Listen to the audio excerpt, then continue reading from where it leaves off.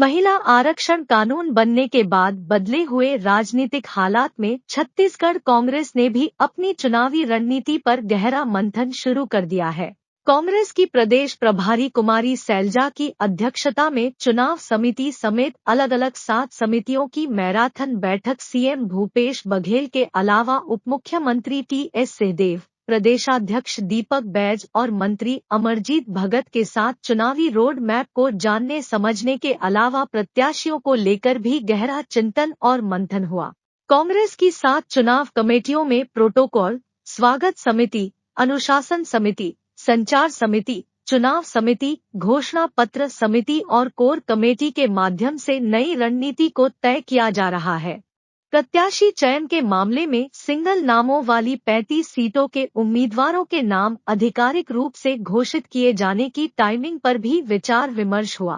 पिछले दिनों screening committee के अध्यक्ष अजय माकन को जिन 35 विधानसभा क्षेत्र में प्रत्याशियों के नाम पर पहली लिस्ट सौंपी गई थी, उनमें पाटन से भूपेश बघेल, कोरबा से जयसिंह अग्रवाल, कवर्धा से मोहम्मद अकबर, साजा से रविंद्र चौबे, दुर्ग ग्रामीण से ताम्रध्वज साहू, कोंटा से कवासी लखमा, अंबिकापुर से टी.एस. सिंहदेव, डोंडीलोहरा से अनिला भेड़िया, कोंडागांव से मोहन मरकाम, खरसिया से उमेश पटेल, सक्ती से चरण दास महंत, आरंग से शिव डेहरिया, राजिम से अमितेश शुक्ल, रायपुर पश्चिम से विकास उपाध्याय, सीतापुर से अमरजीत भगत, अभनपुर से धनेन्द्र साहू के नाम शामिल हैं। बिगुल न्यूज को मिली जानकारी के अनुसार कांग्रेस पार्टी विधानसभा चुनाव में प्रत्याशियों की लिस्ट के साथ साथ विधानसभावार स्थानीय नेताओं की बड़ी जिम्मेदारियों का गहन मंथन किया जा रहा है।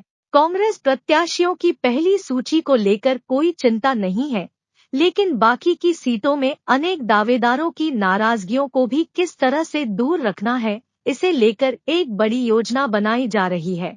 यहाँ गौर करने वाली बात यह है कि प्रदेश भर में 2800 दावेदारों ने कांग्रेस से टिकट मांगी है, जिनमें से अभी उम्मीदवारों की घोषणा स्क्रीनिंग कमेटी के माध्यम से की जानी है।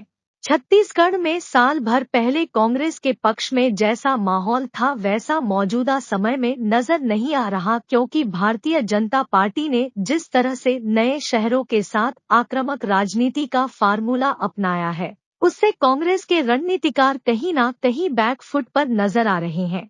33% महिला आरक्षण कानून का राजनीतिक फायदा जाहिर तौर पर भाजपा को ज्यादा मिल सकता है।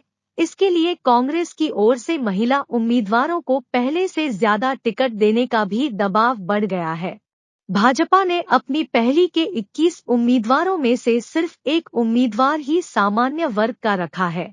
ऐसे में भाजपा की रणनीति खास तौर से सोशल इंजीनियरिंग के फार्मूले को अपनाने वाली होगी।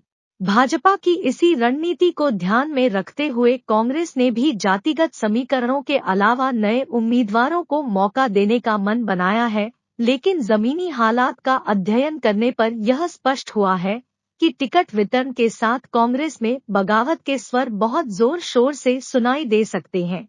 इसलिए छत्तीसगढ़ में कांग्रेस की ओर से हर कदम फूंक फूंक कर रखा जा रहा है। राजनीति से जुड़ी ऐसी ही अंदर खाने की ढेर सारी खबरें हम बिगुल न्यूज के माध्यम से लगातार आपको देते रहेंगे। लगातार अपडेट रहने के लिए कृपया बिगुल न्यूज को सब्सक्राइब करें। इलेक्शन डेस्क, बिगुल न्यूज।